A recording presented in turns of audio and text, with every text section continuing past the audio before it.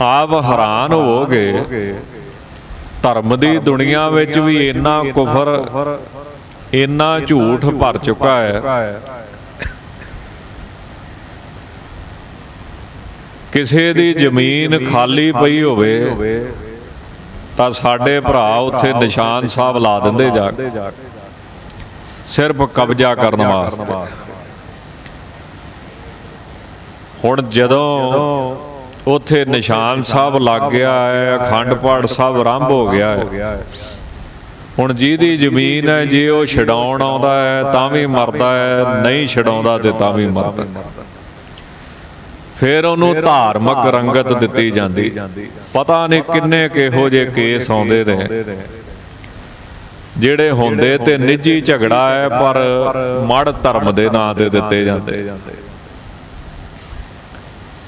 ਹੋਰ ਵੀ ਅਨੇਕਾਂ ਗੱਲਾਂ ਇਹੋ ਜਿਹੀਆਂ ਨੇ। ਕਿਸੇ ਜਗ੍ਹਾ ਤੇ ਕੋਈ ਗੁਰਦੁਆਰਾ ਬਣ ਜਾਵੇ, ਹੁਣ ਉੱਥੇ 10 ਪਾਤਸ਼ਾਹੀਆਂ ਵਿੱਚੋਂ ਇੱਕ ਵੀ ਪਾਤਸ਼ਾਹੀ ਗਈ ਨਹੀਂ ਹੁੰਦੀ, ਇੱਕ ਨੇ ਵੀ ਚਰਨੀ ਪਾਏ। ਉੱਥੇ ਲਿਖ ਦਿੱਤਾ ਜਾਂਦਾ ਜੀ ਇੱਥੇ ਤੀਸਰੇ ਪਾਤਸ਼ਾਹ ਆਏ, ਇੱਥੇ ਚੌਥੇ ਆਏ, ਇੱਥੇ ਛੇਵੇਂ ਆਏ, ਭਾਵੇਂ ਕਿ ਇਤਿਹਾਸ ਦੇ ਵਿੱਚ ਉਹਦਾ ਕੋਈ ਜ਼ਿਕਰ ਵੀ ਨਹੀਂ। ਤਾਂ ਧਰਮ ਦੇ ਵਿੱਚ ਵੀ ਝੂਠ ਦਾ ਇੰਨਾ ਬੋਲਬਾਲਾ ਹੈ ਕਿ ਗੁਰਦੁਆਰੇ ਸਾਹਿਬ ਸੰਗਤ ਜ਼ਿਆਦੀ ਆਵੇ, ਇਸ ਕਰਕੇ ਝੂਠ ਦਾ ਸਹਾਰਾ ਲਿਆ ਜਾਂਦਾ ਵੀ ਇੱਥੇ ਜੀ 6ਵੇਂ ਪਾਤਸ਼ਾਹ ਨੇ ਚਰਨ ਪਾਏ ਆ, ਇੱਥੇ ਜੀ 5ਵੇਂ ਪਾਤਸ਼ਾਹ ਆਏ। ਤਾਂ ਮਹਾਰਾਜ ਕਹਿੰਦੇ ਜਿਹੜਾ ਧਰਮੀ ਬੰਦਾ ਝੂਠ ਦਾ ਸਹਾਰਾ ਲੈਂਦਾ ਉਹਦੀਆਂ ਨਮਾਜ਼ਾਂ ਕਿਸ ਕੰਮ? ਕੀ ਉਹਨੂੰ ਰੱਬ ਉੱਤੇ ਯਕੀਨ ਨਹੀਂ ਹੈ? ਕੀ ਉਹਨੂੰ ਪਰਮੇਸ਼ਰ ਉੱਤੇ ਯਕੀਨ ਨਹੀਂ ਹੈ? ਤਾਂ ਮਹਾਰਾਜ ਕਹਿੰਦੇ ਪਹਿਲੀ ਨਮਾਜ਼ ਕੀ ਹੈ? ਸੱਚ। ਤੇ ਗੁਰਬਾਣੀ ਮੁਤਾਬਕ ਸੱਚ ਤੋਂ ਉੱਪਰ ਕੁਝ ਵੀ ਨਹੀਂ ਹੈ। ਸੱਚੋ ਹੋ ਰਿਹਾ ਸਭ ਕੋ ਉੱਪਰ ਸੱਚ ਆਚਾਰ। ਜਿਹਨੇ ਸੱਚ ਦਾ ਆਚਾਰ ਕੀਤਾ, ਕਰਤੱਵ ਕੀਤਾ, ਉਹਦੇ ਸਾਹਮਣੇ ਕੁਝ ਵੀ ਮਾਇਨੇ ਨਹੀਂ ਰੱਖਦਾ। ਦੂਸਰੀ ਨਮਾਜ਼ ਕੀ ਹੈ? ਤਾਂ ਮਹਾਰਾਜ ਕਹਿੰਦੇ ਹਲਾਲ। ਹਲਾਲ ਕਹਿੰਦੇ ਹੱਕ ਦੀ ਕਮਾਈ। 10 ਨੌਆਂ ਦੀ ਕਿਰਤ ਕਰਕੇ ਖਾਣੀ, ਇਹ ਹੱਕ ਦੀ ਕਮਾਈ ਹੈ। ਇਹਦੇ ਵਿੱਚ ਸਬਰ ਸੰਤੋਖ ਦੀ ਪ੍ਰਾਪਤੀ ਛੇਤੀ ਹੁੰਦੀ ਹੈ ਤੇ ਵਾਹਿਗੁਰੂ ਦੇ ਨਾਮ ਦੇ ਵਿੱਚ ਸੁਰਤ ਛੇਤੀ ਜੁੜਦੀ ਹੈ। ਹੁਣ ਅੱਜ ਕੱਲ ਬਾਣੀ ਤਾਂ ਬਹੁਤ ਪੜ੍ਹਦੇ ਆ, ਕੁਝ ਸੱਜਣ ਸਿਮਰਨ ਵੀ ਕਰਦੇ ਆ, ਪਰ ਉਹ ਗੱਲ ਬਣਦੀ ਨਹੀਂ। ਜਿਹੜਾ ਨਾਮ ਦਾ ਸਵਾਦ ਆਉਣਾ ਚਾਹੀਦਾ ਵਾ, ਨਾਮ ਦਾ ਰੰਗ ਲੱਗਣਾ ਚਾਹੀਦਾ, ਉਹ ਲੱਗਦਾ ਨਹੀਂ। ਉਹਦਾ ਕਾਰਨ ਵਿਦਵਾਨ ਲੋਕ ਦੱਸਦੇ ਨੇ ਕਿ ਕਮਾਈ ਜਿਹੜੀ ਅਸੀਂ ਖਾਂਦੇ ਆ ਉਹ ਹੱਕ ਦੀ ਨਹੀਂ, ਉਹ ਹਲਾਲ ਦੀ ਨਹੀਂ। ਧੰਨ ਗੁਰੂ ਹਰਗੋਬਿੰਦ ਸਾਹਿਬ ਮਹਾਰਾਜ ਦਾ ਜ਼ਿਕਰ ਆਉਂਦਾ ਹੈ ਜਦੋਂ ਗਵਾਲੀਅਰ ਦੇ ਕਿਲੇ ਵਿੱਚ ਕੈਦ ਸੀ ਤਾਂ ਸਰਕਾਰ ਵੱਲੋਂ, ਬਾਦਸ਼ਾਹ ਜਹਾਂਗੀਰ ਵੱਲੋਂ ਉਹਨਾਂ ਨੂੰ ਖਰਚਾ ਲੱਗਾ ਸੀ ਨਿੱਤ ਦਾ, ਉਹ ਸਰਕਾਰੀ ਖਜ਼ਾਨੇ ਵਿੱਚੋਂ ਦਿੱਤਾ ਜਾਂਦਾ ਸੀ। ਪਰ ਮਹਾਰਾਜ ਨੇ ਉਹ ਜਿਹੜਾ ਖਰਚਾ ਸੀ, ਉਹ ਜਿਹੜੇ ਉੱਥੇ ਕੈਦੀ ਸਨ ਉਹਨਾਂ ਨੂੰ ਛਕਾ ਦੇਣਾ, ਲੰਗਰ ਲਾ ਦੇਣਾ। ਆਪ ਨਹੀਂ ਉਹਦੇ ਵਿੱਚੋਂ ਛਕਣਾ। ਤਾਂ ਸਿੱਖਾਂ ਨੇ ਬੇਨਤੀ ਕੀਤੀ ਮਹਾਰਾਜ ਵੀ ਤੁਸੀਂ ਪ੍ਰਸ਼ਾਦਾ ਨਹੀਂ ਛਕਦੇ। ਤਾਂ ਕਹਿੰਦੇ ਰਾਜੇ ਲੋਕ ਟੈਕਸ ਇਕੱਠਾ ਕਰਦੇ ਆ, ਗਰੀਬਾਂ ਦਾ ਲਹੂ ਹੈ, ਅਸੀਂ ਕਿਸੇ ਦਾ ਲਹੂ ਕਿਸ ਤਰ੍ਹਾਂ ਪੀ ਸਕਦੇ, ਵਰਤ ਸਕਦੇ?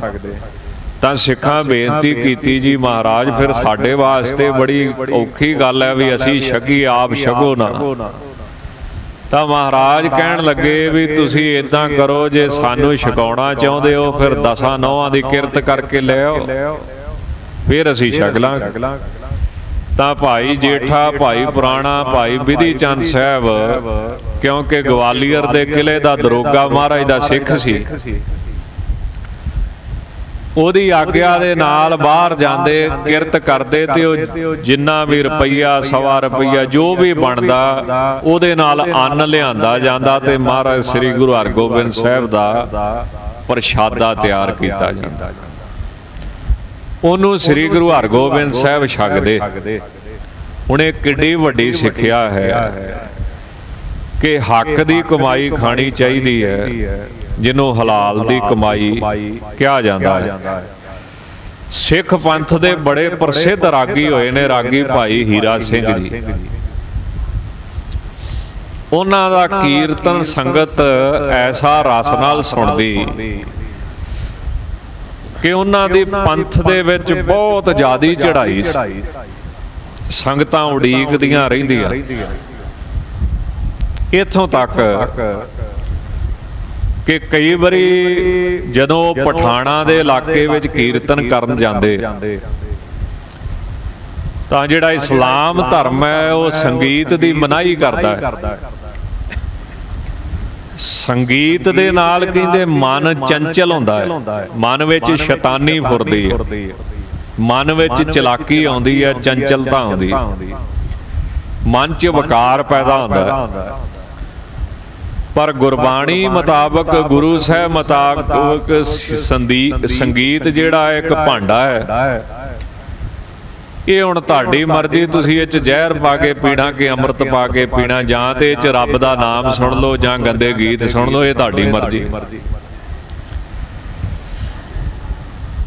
ਤਾਂ ਪਠਾਨ ਲੋਕ ਰੋੜੇ ਮਾਰ ਕੇ ਜਾਂ ਰੋੜੇ ਲੈ ਕੇ ਹੱਥਾਂ ਵਿੱਚ ਖੜੇ ਹੁੰਦੇ ਵੀ ਭਾਈ ਹੀਰਾ ਸਿੰਘ ਨੂੰ ਕੀਰਤਨ ਨਹੀਂ ਕਰਨ ਦੇਣਾ। ਪਰ ਜਦੋਂ ਪਹਿਲਾ ਸ਼ਬਦ ਹੀ ਪੜ੍ਹਦੇ, ਉਹ ਜਿਹੜੇ ਲੋਕ ਜਿਨ੍ਹਾਂ ਨੇ ਹੱਥ ਵਿੱਚ ਰੋੜੇ ਫੜੇ ਸੀ ਨਾ ਮਾਰਨ ਨੂੰ, ਉਹ ਜੇਬਾਂ 'ਚ ਰੁਪਈਏ ਕੱਢ ਕੇ ਭਾਈ ਹੀਰਾ ਸਿੰਘ ਜੀ ਅੱਗੇ ਢੇਰ ਲਾ ਦਿੰਦੇ ਸੀ। ਐਸਾ ਰਸ ਸੀ ਉਹਨਾਂ ਦੇ ਕੀਰਤਨ ਦੇ ਵਿੱਚ। ਛੋਟੇ ਹੁੰਦੇ ਸੰਤ ਅਤਰ ਸਿੰਘ ਜੀ ਮਸਤੂਆਣੇ ਵਾਲਿਆਂ ਦੇ ਜਥੇ ਵਿੱਚ ਵੀ ਰਹੇ। ਭਾਈ ਸਾਹਿਬ ਭਾਈ ਵੀਰ ਸਿੰਘ ਜੀ ਦੀ ਪ੍ਰੈਸ ਦੇ ਵਿੱਚ ਵੀ ਕੰਮ ਸਿੱਖਦੇ ਰਹੇ। ਪਰ ਇੱਕ ਉਹਨਾਂ ਦਾ ਨਿਯਮ ਸੀ ਕਿ 2:30 ਵਜੇ ਹਰ ਰੋਜ਼ ਸ੍ਰੀ ਦਰਬਾਰ ਸਾਹਿਬ ਅੰਮ੍ਰਿਤਸਰ ਸਾਹਿਬ ਪਰਿਕਰਮਾ ਆਦਿਕ ਸੇਵਾ ਵਿੱਚ, ਇਸ਼ਨਾਨ ਦੀ ਸੇਵਾ ਵਿੱਚ ਉਹਨਾਂ ਨੇ ਜਾਣਾ। ਭਾਈ ਹੀਰਾ ਸਿੰਘ ਜੀ ਨੇ। ਡਾਕਟਰ ਭਾਈ ਵੀਰ ਸਿੰਘ ਜੀ ਵੀ ਜਾਂਦੇ ਸੀ ਅੰਮ੍ਰਿਤ ਵੇਲੇ 2-2:30 ਵਜੇ ਹਰਿਮੰਦਰ ਸਾਹਿਬ। ਤਾਂ ਉਹਨਾਂ ਨੇ ਦੇਖਣਾ ਇਹ ਬੱਚਾ ਜਿਹੜਾ ਪ੍ਰੈਸ ਵਿੱਚ ਕੰਮ ਸਿੱਖਣ ਆਉਂਦਾ ਹੈ, ਇਹ ਹਰ ਰੋਜ਼ ਸੇਵਾ ਵਿੱਚ ਵੀ ਜਾਂਦਾ ਹੈ, ਫਿਰ ਕੰਮ ਵੀ ਕਰਦਾ ਪ੍ਰੈਸ 'ਚ। ਤਾਂ ਡਾਕਟਰ ਸਾਹਿਬ ਨੇ ਉਹਨੂੰ ਬੜੇ ਪ੍ਰੇਮ ਦੇ ਨਾਲ ਕੰਮ ਛਡਾ ਕੇ ਤੇ ਕਹਿਣਾ ਕਿ 2-2.5 ਘੰਟੇ ਤੁਸੀਂ ਆਰਾਮ ਕਰ ਲਓ। ਰਾਗੀ ਭਾਈ ਹੀਰਾ ਸਿੰਘ ਨੂੰ ਇਹ ਗੱਲ ਨਾ ਸਮਝ ਆਉਣੀ ਵੀ ਮਾਲਕ ਤਾਂ ਮੇਰਾ ਚੰਗਾ ਵਾ, ਪਰ ਮਾਪਿਆਂ ਵਾਂਗ ਕਿਉਂ ਪਿਆਰ ਕਰਦਾ ਮੇਰੇ ਨਾਲ। ਇਹ ਕੰਮ ਛਡਾ ਕੇ 2-2.5 ਘੰਟੇ ਕਹਿਣਾ ਚੱਲ ਸੌਂ ਜਾ ਤੂੰ। ਇਦਾਂ ਭਾਈ ਸਾਹਿਬ ਨੇ ਰੋਜ਼ ਕਰਨੀ। ਹੁਣ ਰਾਗੀ ਭਾਈ ਹੀਰਾ ਸਿੰਘ ਨੂੰ ਨਹੀਂ ਸੀ ਪਤਾ ਵੀ ਜਦੋਂ ਸਵੇਰੇ ਮੈਂ 2:30 ਵਜੇ ਸੇਵਾ ਜਾਣਾ ਹਰਿਮੰਦਰ ਸਾਹਿਬ, ਤਾਂ ਡਾਕਟਰ ਸਾਹਿਬ ਵੀ ਉੱਥੇ ਹੁੰਦੇ ਨੇ, ਪਰ ਭੇਸ ਬਦਲ ਕੇ ਆਉਂਦੇ ਨੇ। ਕਿਸੇ ਨੂੰ ਪਤਾ ਨਹੀਂ ਲੱਗਦਾ ਵੀ ਇਹ ਡਾਕਟਰ ਭਾਈ ਵੀਰ ਸਿੰਘ ਨੇ, ਸੇਵਾ ਵਿੱਚ ਹਾਜ਼ਰ ਹੁੰਦੇ। ਰਾਗੀ ਭਾਈ ਹੀਰਾ ਸਿੰਘ ਜੀ ਨੇ ਆਖਿਆ ਇੱਕ ਵਾਰੀ ਕਿ ਮੇਰਾ ਕਈ ਵਾਰੀ ਨਿਤਨੇਮ ਕਰਨ ਨੂੰ ਜੀ ਨਹੀਂ ਕਰਦਾ, ਸਿਮਰਨ ਕਰਨ ਨੂੰ ਜੀ ਨਹੀਂ ਕਰਦਾ, ਕੀ ਕਰਾਂ, ਸਮਾਗਮ ਹੀ ਨਹੀਂ ਮੁੱਕਦੇ, ਇੱਥੇ ਕੀਰਤਨ ਕਰੋ, ਉੱਥੇ ਕੀਰਤਨ ਕਰੋ। ਤਾਂ ਭਾਈ ਸਾਹਿਬ ਭਾਈ ਵੀਰ ਸਿੰਘ ਜੀ ਕਹਿਣ ਲੱਗੇ, ਹੀਰਾ ਸਿੰਘ ਸਾਵਧਾਨ ਹੋ ਜਾ, ਤੇਰੀ ਸੁਰਤ ਗੰਦੀ ਹੋਈ ਜਾਂਦੀ।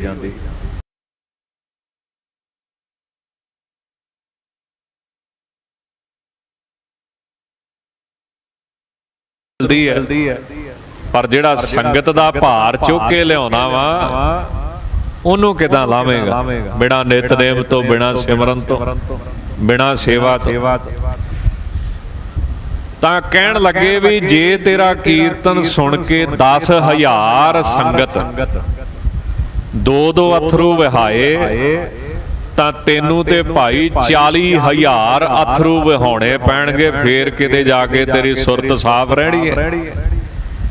ਨਹੀਂ ਤੇ ਸੰਗਤ ਦੀ ਮਾਇਆ ਤੇ ਸੰਗਤ ਦਾ ਭਾਰ ਜਿਹੜਾ ਚੁੱਕ ਕੇ ਲਿਆਉਣਾ, ਉਹਨੇ ਤੇਰੀ ਸੁਰਤ ਸਾਫ਼ ਨਹੀਂ ਰਹਿਣ ਦੇਣੀ।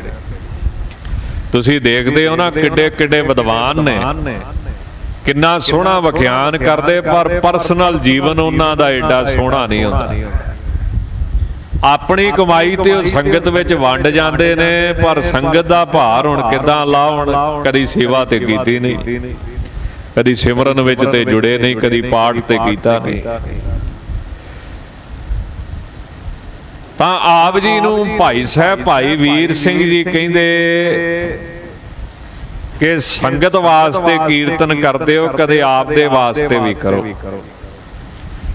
ਉਹ ਫਿਰ ਐਬਟਾਬਾਦ ਸਮਾਗਮ ਕਰਨ ਗਏ ਤਾਂ ਉਹਨਾਂ ਅੰਮ੍ਰਿਤ ਵੇਲੇ ਨਾ ਫਿਰ ਆਪ ਕੀਰਤਨ ਕਰਨਾ, ਆਪਣੇ ਵਾਸਤੇ, ਆਪਣੇ ਆਪ ਨੂੰ ਸੁਣਾਉਣਾ। ਅੰਮ੍ਰਿਤ ਵੇਲੇ ਉੱਠ ਗਏ, ਐਸਾ ਰਸ ਵੱਜਾ ਸੰਗਤ ਵਿੱਚ ਕਿ ਜਦੋਂ ਵਾਪਸ ਆਏ ਤਾਂ ਭਾਈ ਹੀਰਾ ਸਿੰਘ ਜੀ ਨੂੰ ਡਾਕਟਰ ਸਾਹਿਬ ਕਹਿਣ ਲੱਗੇ, ਹੀਰਾ ਸਿੰਘ ਤੇਰੇ ਤੋਂ ਸੁਗੰਧੀ ਆਉਂਦੀ ਆ। ਕਹਿੰਦੇ ਮਹਾਰਾਜ ਮੈਂ ਕੋਈ ਅਤਰ ਤੇ ਲਾਇਆ ਨਹੀਂ, ਸੈਂਟ ਤੇ ਲਾਇਆ ਨਹੀਂ। ਕਹਿੰਦੇ ਨਹੀਂ, ਤੇਰੇ ਤੋਂ ਮੈਨੂੰ ਨਾਮ ਦੀ ਸੁਗੰਧੀ ਆਉਂਦੀ, ਸੱਚ ਦੱਸ। ਐਰਕੀ ਜਦੋਂ ਐਬਟਾਬਾਦ ਕੀਰਤਨ ਕਰਦਾ ਰਿਹਾ, ਫਿਰ ਜਿਹੜੀ ਗੱਲ ਕਹੀ ਸੀ ਉਦਾਂ ਵੀ ਕੀਤਾ। ਕਹਿੰਦਾ ਜੀ ਹਾਂ।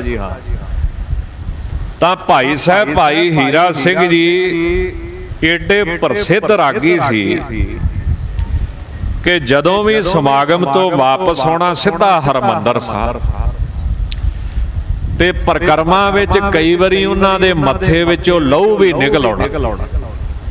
ਮੱਥਾ ਟੇਕਦਿਆਂ ਮਹਾਰਾਜ ਦੇ ਦਰ ਤੇ ਕੀ ਕਹਿਣਾ, ਧੰਨ ਗੁਰੂ ਰਾਮਦਾਸ ਸਾਹਿਬ ਜਿਹੜੀ ਕੀਰਤਨ ਦੀ ਵਡਿਆਈ ਇਹ ਤਾਂ ਆਪ ਜੀ ਦੀ ਹੈ।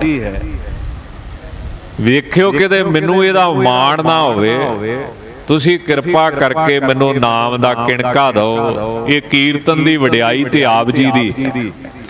ਇਹ ਤਾਂ ਅਰਦਾਸਾਂ ਜੋਦੜੀਆਂ ਉਹਨਾਂ ਕਰਦੇ ਰਹਿਣ। ਤਾਂ ਮਹਾਰਾਜ ਕਹਿੰਦੇ ਨੇ ਵੀ ਸੱਜਣਾ, ਜਿੰਨਾ ਚਿਰ ਹੱਕ ਦੀ ਕਮਾਈ, ਹਲਾਲ ਦੀ ਕਮਾਈ ਕੀ ਹੈ, ਜਾਂ ਤੇ ਦਸਾਂ ਨੌਵਾਂ ਦੀ ਕਿਰਤ, ਜਾਂ ਫਿਰ ਜਿਹੜਾ ਗੁਰੂ ਘਰ ਦੀ ਪੂਜਾ ਖਾਵੇ, ਉਹ ਨਾਲ ਕੀ ਕਰੇ, ਸੇਵਾ, ਨਾਲ ਕੀ ਕਰੇ, ਸਿਮਰਨ, ਸੰਗਤ ਦੀ ਸੇਵਾ ਕਰੇ, ਤਾਂ ਫੇਰ ਕਿਤੇ ਜਾ ਕੇ ਸੁਰਤ ਸਾਫ਼ ਰਹਿੰਦੀ। ਤਾਂ ਮਹਾਰਾਜ ਕਹਿੰਦੇ ਦੂਜੀ ਨਵਾਜ਼ ਕੀ ਹੈ, ਹਲਾਲ ਦੀ ਕਮਾਈ, ਔਰ ਤੀਜਾ ਖੈਰ ਖੁਦਾਏ। ਮੈਂ ਤਾਂ ਕਈ ਵਾਰੀ ਬੜਾ ਹੈਰਾਨ ਹੁੰਦਾ ਹੈ, ਕਈ ਸੱਜਣ ਮੈਨੂੰ ਇਦਾਂ ਦੇ ਮਿਲੇ ਆ, ਮੈਂ ਪੁੱਛਿਆ ਕੀ ਕਰਦੇ ਹੋ ਤੁਸੀਂ, ਉਹ ਕਹਿੰਦੇ ਵੀ 10 ਨੰਬਰ ਦਾ ਕੰਮ ਕਰ ਲਈਦਾ। ਤੇ ਸੰਤਾਂ ਨਾਲ ਬੜੀ ਬਣਦੀ ਹੈ, ਕਮਾਲ ਹੋ ਗਈ। ਸਾਧੂਆਂ ਨਾਲ ਬੜੀ ਬਣਦੀ ਆ, ਪਰ 10 ਨੰਬਰ ਦਾ ਕੰਮ ਕਰਦੇ। ਪੁੱਛਿਆ ਦਾਸ ਨੇ ਫਿਰ ਬਣਦੀ ਕਿੱਦਾਂ ਵਾ ਬਈ? ਕਹਿੰਦੇ ਜੀ ਸੰਤ ਕਹਿੰਦੇ ਆ ਵੀ ਤੁਸੀਂ 10% ਦਸਵੰਧ ਕੱਢਦੇ ਹੋ ਨਾ, ਜੇ ਨਸ਼ਾ ਵੇਚਣਾ ਫਿਰ 20% ਕੱਢ ਲਿਆ ਕਰੋ, ਮਹਾਰਾਜ ਤੁਹਾਡੇ ਤੋਂ ਲੇਖਾ ਨਹੀਂ ਲਊਗਾ। ਦੇਖ ਲਓ ਆਹ ਹਾਲਾਤ ਨੇ ਸਾਡੀ ਸਿੱਖ ਕੌਮ ਦੇ, ਵੀ ਤੁਸੀਂ ਸਾਨੂੰ 20% ਦੇ ਦਿਆ ਕਰੋ ਸੇਵਾ ਵਿੱਚ। ਇੱਕ ਮਹਾਤਮਾ ਸੀ, ਸ੍ਰੀ ਗੁਰੂ ਗ੍ਰੰਥ ਸਾਹਿਬ ਦੇ ਅੱਗੇ ਨਾ ਪੈਸੇ ਚੜੇ, ਅੱਗ ਲੱਗ ਗਈ। ਮਹਾਰਾਜ ਦਾ ਸੁਖਾਸਣ ਸੀ ਤੇ ਕੁਦਰਤੀ ਅੱਗ ਲੱਗ ਗਈ ਰਮਾਲਿਆਂ ਨੂੰ। ਉਹ ਮਹਾਤਮਾ ਕਹਿਣ ਲੱਗਾ ਵੀ ਜਿਹੜੇ ਤੇ ਅਸੀਂ 10 ਨੌਆਂ ਦੀ ਕਿਰਤ ਦੇ, ਉਹ ਤੇ ਗਏ ਬਾਜ, ਤੇ ਬਾਕੀ ਸਾਰੇ ਗੁਰੂ ਗ੍ਰੰਥ ਸਾਹਿਬ ਦੇ ਅੱਗੇ ਜਿਹੜੇ ਰਮਾਲੇ ਸੀ ਉਹਦੇ ਵਿੱਚ ਅੱਗ ਲੱਗ ਕੇ ਹੀ ਸੜੇ ਸਾਰੇ। ਉਹ ਕਹਿਣ ਲੱਗੇ ਜਿਹੜੇ 10 ਨੌਆਂ ਦੇ ਸੀ ਉਹ ਬਚ ਗਏ, ਜਿਹੜੇ ਕਿਸੇ ਦੀ ਕਮਾਈ ਦੇ ਸੀ ਉਹਨਾਂ ਨੂੰ ਅੱਗ ਨਹੀਂ ਪਈ, ਤੇ ਜਿਹੜੇ ਇਦਾਂ ਹੀ ਢੇਰ ਲੱਗੇ ਸੀ ਉਹ ਸਾਰੇ ਸੜ ਕੇ ਸਵਾਹ ਹੋਏ। ਤਾਂ ਮਹਾਰਾਜ ਤੇ ਬੜੇ ਪ੍ਰੇਮ ਨਾਲ ਕਹਿੰਦੇ ਨੇ ਵੀ ਦੂਜੀ ਨਮਾਜ਼ ਕਾਹਦੀ ਆ, ਹਲਾਲ ਦੀ। ਤੀਜਾ ਖੈਰ ਖੁਦਾਏ, ਤੀਜੀ ਨਮਾਜ਼ ਕਾਹਦੀ ਹੈ, ਜਿਹੜੀ ਖੁਦਾ ਦੇ ਨਾਂ ਤੇ ਖਰਾਤ ਕਰਨੀ, ਦਾਨ ਦੇਣਾ, ਭਲਾ ਮੰਗਣਾ, ਦਾਨ ਕਰਨਾ, ਗਰੀਬ ਨੂੰ ਰੋਟੀ ਦੇਣੀ, ਨੰਗੇ ਨੂੰ ਕੱਪੜਾ, ਭੁੱਖੇ ਨੂੰ ਪ੍ਰਸ਼ਾਦਾ। ਕਿਉਂ 68 ਤੀਰਥ ਸਗਲ ਪੁੰਨ, ਜੀ ਦਇਆ ਪ੍ਰਵਾਨ। ਇਹ ਤੋਂ ਵੱਡਾ ਕੋਈ ਸ਼ੁਭ ਗੁਣ ਨਹੀਂ ਜਿਹੜਾ ਵਾਹਿਗੁਰੂ ਜੀ ਦੇ ਨਾਮ ਉੱਤੇ ਅਸੀਂ ਦਾਨ ਪੁੰਨ ਕਰਦੇ ਹਾਂ। ਅੱਜ ਸਿੱਖ ਕੌਮ ਦਾ ਜਿਹੜਾ ਨਾਮ ਹੈ ਉਹ ਇਹਨਾਂ ਲੰਗਰਾਂ ਕਰਕੇ ਵੀ ਬੜਾ ਪ੍ਰਸਿੱਧ ਹੈ ਵਿਸ਼ਵ ਦੇ ਵਿੱਚ, ਵੀ ਸਿੱਖ ਕੌਮ ਇਦਾਂ ਦੀ ਕੌਮ ਹੈ ਜਿਹੜੀ ਮੁਫਤ ਦੇ ਵਿੱਚ ਬਿਨਾਂ ਭੇਦ ਭਾਵ ਤੋਂ ਪ੍ਰਸ਼ਾਦਾ ਦਿੰਦੀ ਹੈ, ਸੰਗਤ ਨੂੰ ਰੋਟੀ ਦਿੰਦੀ ਹੈ, ਉਹ ਭਾਵੇਂ ਹਿੰਦੂ ਹੋਵੇ, ਈਸਾਈ ਹੋਵੇ, ਮੁਸਲਮਾਨ ਹੋਵੇ। ਪਰ ਨਾਲ ਸਿੱਖਾਂ ਨੂੰ ਆਪਣੇ ਭਰਾਵਾਂ ਦਾ ਵੀ ਖਿਆਲ ਕਰਨਾ ਚਾਹੀਦਾ। ਜਿਹੜੇ ਗਰੀਬ ਸਿੱਖ ਈਸਾਈ ਬਣੀ ਜਾਂਦੇ ਨੇ ਉਹਨਾਂ ਦਾ ਵੀ ਖਿਆਲ ਕਰਨਾ ਚਾਹੀਦਾ। ਗੁਰੂ ਦੀ ਜਿਹੜੀ ਗੋਲਕ ਹੈ ਉਹਨੂੰ ਉਸ ਪਾਸੇ ਲਾਉਣਾ ਚਾਹੀਦਾ ਹੈ। ਤਾਂ ਤੀਸਰੀ ਨਮਾਜ਼ ਕੀ ਆ? ਖੈਰ ਖੁਦਾਏ। ਇਹ ਤਿੰਨ ਨਮਾਜ਼ਾਂ ਮਹਾਰਾਜ ਕਹਿੰਦੇ ਸ਼ੁਭ ਗੁਣ, ਜਿਹਦੇ ਵਿੱਚ ਇਹ ਸ਼ੁਭ ਗੁਣ ਨਹੀਂ, ਉਹ ਜਿੰਨੀਆਂ ਮਰਜ਼ੀ ਨਮਾਜ਼ਾਂ ਪੜ੍ਹ ਲੇ ਉਹ ਕਿਸੇ ਅਰਥ ਨਹੀਂ ਆਉਂਦੀਆਂ। ਚੌਥੀ ਨੀਅਤ ਰਾਸ ਮਨ, ਪੰਜਵੀਂ ਸਿਫਤ ਸੁਨਾਏ। ਚੌਥੀ ਨਮਾਜ਼ ਕੀ ਹੈ? ਇਹ ਬੜੀ ਪ੍ਰਸਿੱਧ ਗੱਲ ਹੈ ਆਮ ਆਪਣੇ ਲੋਕਾਂ ਵਿੱਚ ਵੀ ਨੀਤ ਸਾਫ਼ ਹੋਣੀ ਚਾਹੀਦੀ। ਨੀਤਾਂ ਨੂੰ ਮੁਰਾਦਾਂ, ਮਨ ਪੋਜ਼ਿਟਿਵ ਹੋਵੇ ਤੇ ਹਰ ਪੱਖ ਦੇ ਵਿੱਚੋਂ ਬੰਦਾ ਨਿਕਲ ਆਉਂਦਾ ਹੈ, ਉਹ ਭਾਵੇਂ ਦੁਖਦਾਈ ਹੋਵੇ, ਉਹ ਭਾਵੇਂ ਨੁਕਸਾਨ ਵਾਲਾ। ਨੀਤ ਸਾਫ਼ ਰੱਖਣੀ ਚਾਹੀਦੀ ਹੈ। ਬਾਦਸ਼ਾਹ ਜਹਾਂਗੀਰ ਕੇ ਸ਼ਾਹਜਹਾਨ ਦਾ ਪ੍ਰਸੰਗ ਸ਼੍ਰੀਮਾਨ ਗਿਆਨੀ ਗਿਆਨ ਸਿੰਘ ਜੀ ਦੇ ਪੰਥ ਪ੍ਰਕਾਸ਼ ਦੀ ਕਥਾ ਸ਼ਾਮ ਨੂੰ ਇਤਿਹਾਸ ਦੀ ਹੁੰਦੀ ਤਾਂ ਕਥਾ ਚੱਲਦੀ ਹੈ। ਤਵਾਰੀਖ ਗੁਰੂ ਖਾਲਸਾ ਵਿੱਚ ਗਿਆਨੀ ਗਿਆਨ ਸਿੰਘ ਜੀ ਵੀ ਲਿਖਦੇ ਨੇ। ਹੁਣ ਇਹਨਾਂ ਦੋਹਾਂ ਬਾਦਸ਼ਾਹਾਂ ਵਿੱਚੋਂ ਦਾਸ ਨੂੰ ਪੱਕਾ ਯਾਦ ਨਹੀਂ, ਇੱਕ ਦਾ ਜ਼ਿਕਰ ਹੈ ਜਾਂ ਸ਼ਾਹਜਹਾਨ ਜਾਂ ਜਹਾਂਗੀਰ ਦਾ, ਕਿ ਅਨਾਰਾਂ ਦਾ ਬਾਗ ਸੀ ਤੇ ਬਾਦਸ਼ਾਹ ਨੇ ਫਲ ਮੰਗਾਇਆ ਤਾਂ ਜਦੋਂ ਉਹਦਾ ਰਸ ਕੱਢਿਆ ਤਾਂ ਰਸ ਇੰਨਾ ਨਿਕਲਿਆ ਕਿ ਗਲਾਸ ਕਾਫੀ ਭਰ ਗਿਆ। ਬਾਦਸ਼ਾਹ ਨੇ ਪੀਤਾ ਅੰਮ੍ਰਿਤ ਵਰਗਾ ਨਾਰਾਂ ਦਾ ਰਸ, ਬੜਾ ਪ੍ਰਸੰਨ ਹੋਇਆ। ਹੁਣ ਬਾਦਸ਼ਾਹ ਦੀ ਜਿੱਦਾਂ ਦੀ ਬੁੱਧੀ ਹੁੰਦੀ ਹੈ, ਮੱਤ ਹੁੰਦੀ ਹੈ, ਉਹਨੇ ਵਜ਼ੀਰਾਂ ਨੂੰ ਆਖਿਆ ਵੀ ਇਹ ਅੰਮ੍ਰਿਤ ਰੂਪੀ ਫਲ ਹੈ, ਏਡਾ ਇਹਦਾ ਮਿੱਠਾ ਰਸ ਹੈ ਤੇ ਲੋਕਾਂ ਦੇ ਵਿੱਚ ਤੇ ਬਹੁਤ ਵਿਕਦਾ ਹੋਵੇਗਾ। ਹਾਂ ਕਹਿੰਦੇ ਜੀ ਬਹੁਤ ਵਿਕਦਾ ਹੈ, ਬੜੇ ਸ਼ੁਭ ਗੁਣ ਨੇ ਨਾਰ ਦੇ ਵਿੱਚ। ਤਾਂ ਬਾਦਸ਼ਾਹ ਕਹਿਣ ਲੱਗਾ ਇਹਦੇ ਉੱਪਰ ਕੋਈ ਟੈਕਸ ਵੀ ਹੈ? ਵਜ਼ੀਰ ਕਹਿੰਦਾ ਨਹੀਂ, ਟੈਕਸ ਧਰੀ ਇਹਦੇ ਉੱਪਰ ਕੋਈ। ਤਾਂ ਬਾਦਸ਼ਾਹ ਕਹਿੰਦਾ ਜੇ ਆਪਾਂ ਇਹਦੇ ਉੱਤੇ ਟੈਕਸ ਲਾ ਦਈਏ ਫਿਰ ਕਮਾਈ ਚੰਗੀ ਹੋਵੇ। ਹਾਂ ਕਹਿੰਦੇ ਜੀ ਕਮਾਈ ਤੇ ਚੰਗੀ ਹੋਵੇ। ਜਿਵੇਂ ਅੱਜ ਕੱਲ ਹਰ ਚੀਜ਼ ਉੱਤੇ ਟੈਕਸ ਹੀ ਟੈਕਸ, ਪੈਸੇ ਕਮਾਓ ਤਾਂ ਵੀ ਟੈਕਸ, ਪੈਸੇ ਜਮ੍ਹਾਂ ਕਰਾਓ ਤਾਂ ਵੀ ਟੈਕਸ, ਪੈਸੇ ਕਢਾਓ ਤਾਂ ਵੀ ਟੈਕਸ, ਪੈਸੇ ਖਰਚੋ ਤਾਂ ਵੀ ਟੈਕਸ। ਤਾਂ ਬਾਦਸ਼ਾਹ ਨੇ ਆਖਿਆ ਵੀ ਟੈਕਸ ਲਾ ਦਿਓ। ਚਲੋ ਯਾਤਰਾ ਕਰਕੇ ਕਸ਼ਮੀਰ ਦੀ ਸ਼ਾਇਦ ਬਾਦਸ਼ਾਹ ਵਾਪਸ ਆਇਆ ਤਾਂ ਮਾਲੀ ਨੂੰ ਕਹਿੰਦਾ ਉਹੋ ਹੀ ਫਲ ਲਿਆ। ਉਹਨੇ ਉਹ ਫਲ ਲਿਆਂਦਾ। ਐਰਕੀ ਉਹਦਾ ਜਦੋਂ ਰਸ ਕੱਢਿਆ ਤੇ ਰਸ ਉਹਦਾ ਕੋਈ ਬਹੁਤਾ ਨਿਕਲਿਆ ਨਾ। ਬਾਦਸ਼ਾਹ ਕਹਿੰਦਾ ਤੂੰ ਫਲ ਬਦਲ ਕੇ ਲਿਆਂਦਾ, ਉਸੇ ਬੂਟੇ ਦਾ ਉਸੇ ਪੌਦੇ ਦਾ ਲਿਆ। ਕਹਿੰਦਾ ਜੀ ਉਹੋ ਹੀ ਹੈ, ਉਹੋ ਹੀ ਬਾਗ ਹੈ, ਉਹਦੇ ਹੀ ਫਲ ਨੇ, ਉਹਨਾਂ ਦਾ ਹੀ ਰਸ ਹੈ। ਤਾਂ ਕਹਿੰਦਾ ਫਿਰ ਐਰਕੀ ਰਸ ਕਿਉਂ ਘੱਟ ਨਿਕਲਿਆ? ਉਹ ਭੋਲਾ ਭਾਲਾ ਮਾਲੀ ਸੀ, ਉਹਦੀ ਜ਼ੁਬਾਨ ਤੋਂ ਕੀ ਨਿਕਲ ਗਿਆ? ਕਹਿੰਦਾ ਜੀ ਬਾਦਸ਼ਾਹਾਂ ਦੀ ਨੀਤ ਬਦਲ ਗਈ ਹੋਵੇਗੀ। ਇਹ ਸ਼੍ਰੀਮਾਨ ਗਿਆਨੀ ਗਿਆਨ ਸਿੰਘ ਜੀ ਨੇ ਬੜਾ ਸੁੰਦਰ ਪ੍ਰਸੰਗ ਲਿਖਿਆ ਵੀ ਨੀਤ ਬਦਲ ਗਈ, ਉਹ ਨੀਤ ਮਾੜੀ ਹੋ ਗਈ। ਭੋਲਾ ਭਾਲਾ ਮਾਲੀ ਸੀ, ਹੈ ਤਾਂ ਗੱਲ ਕੌੜੀ ਸੀ ਪਰ ਬਾਦਸ਼ਾਹ ਨੇ ਮੰਨੀ ਵੀ ਬਦਲੀ ਤੇ ਹੈ। ਤਾਂ ਜਿਹੜੀਆਂ ਸਰਕਾਰਾਂ ਨੇ ਇਹਨਾਂ ਦੀਆਂ ਨੀਤੀਆਂ ਬਦਲ ਜਾਂਦੀਆਂ ਨੇ, ਨੀਤ ਬਦਲ ਜਾਂਦੀ। ਹੁਣ ਜਿਹੜੇ ਕਿਸਾਨਾਂ ਦੇ ਜਿਹੜੇ ਹੱਕ ਨੇ ਉਹ ਕੋਈ ਏਡੀ ਗੱਲ ਨਹੀਂ ਹੈ, ਪਰ ਜਦੋਂ ਨੀਤ ਹੀ ਮਾੜੀ ਹੋਵੇ ਫਿਰ ਉੱਥੇ ਕੀ ਕਰ ਸਕਦਾ ਜਦੋਂ ਜਾਣ ਬੁੱਝ ਕੇ ਬੰਦਾ ਬਾੜਾ ਹੋ ਜਾਏ ਕਿ ਮੈਂ ਇਨਸਾਫ ਨਹੀਂ ਦੇਣਾ, ਇਨਸਾਫ ਨਹੀਂ ਕਰਨਾ ਹੈ। ਹੁਣ ਪਿੱਛੇ ਜੇ ਕਿੱਡਾ ਵੱਡਾ ਇਹਨਾਂ ਨੇ ਇਸ਼ੂ ਬਣਾਤਾ ਜੀ, ਇਹਨਾਂ ਜੀ ਕੇਸਰੀ ਰੰਗ ਦੇ ਨਿਸ਼ਾਨ ਸਾਹਿਬ ਲਾਤੇ, ਉਹ ਤਾਂ ਹਰ ਗੁਰਦੁਆਰੇ ਹੀ ਲੱਗੇ ਆ, ਇਹ 'ਚ ਕਿੱਡੀ ਗੱਲ ਹੈ। ਤੇ ਜਦੋਂ ਸ਼ਹਿਰਾਂ ਵਿੱਚ ਨਗਰ ਕੀਰਤਨ ਕੱਢੀਦਾ ਹੈ ਉਦੋਂ ਵੀ ਤੇ ਉਹ ਕੇਸਰੀ ਝੰਡੇ ਜਿਹੜੇ ਗੱਡੀਆਂ ਤੇ ਲੱਗੇ ਹੀ ਹੁੰਦੇ, ਪਰ ਜਦੋਂ ਨੀਤ ਮਾੜੀ ਹੋ ਜੇ ਤਾਂ ਫਿਰ ਇਨਸਾਫ ਨਹੀਂ ਮਿਲਦਾ। ਅਜੇ ਤੱਕ 84 ਦਾ ਇਨਸਾਫ ਮਿਲਿਆ ਕਿਸੇ ਨੂੰ? 84 ਦੇ ਦੰਗੇ ਹੋਏ, ਅਜੇ ਤੱਕ ਇਨਸਾਫ ਮਿਲਿਆ ਨਹੀਂ ਮਿਲਦਾ। ਅਗਾਂਹ ਵੀ ਕੋਈ ਆਸ ਨਾ ਰੱਖਿਓ। ਤਾਂ ਜਿੰਨਾ ਚਿਰ ਬੰਦੇ ਦੀ ਨੀਤ ਮਹਾਰਾਜ ਕਹਿੰਦੇ ਸਾਫ਼ ਨਹੀਂ, ਉਹਦੀਆਂ ਨਮਾਜ਼ਾਂ ਕੀ ਕਰਨਗੇ? ਜਦੋਂ ਨੀਤ ਦੇ ਵਿੱਚ ਹੀ ਖੋਟ ਭਰੀ ਹੈ ਤਾਂ ਚੌਥੀ ਨਮਾਜ਼ ਕੀ ਹੈ ਕਿ ਨੀਤ ਆਪਣੀ, ਹਿਰਦਾ ਆਪਣਾ, ਬੁੱਧੀ ਆਪਣੀ ਸਾਫ਼ ਰੱਖੇ। ਤੇ ਪੰਜਵੀਂ ਨਮਾਜ਼ ਕੀ ਹੈ? ਆਪਣੀ ਬੁੱਧੀ ਨੂੰ ਸਿਫਤ ਵਿੱਚ ਸਨਿਗਧ ਕਰਕੇ ਰੱਖੇ, ਸਿਫਤ ਵਿੱਚ ਭਿਉਂ ਕੇ ਰੱਖੇ, ਸਿਫਤ ਦੇ ਨਾਲ ਇੱਕ ਰੂਪ ਕਰਕੇ ਰੱਖੇ, ਸਿਫਤ ਦੇ ਨਾਲ ਉਹਨੂੰ ਰੰਗੇ।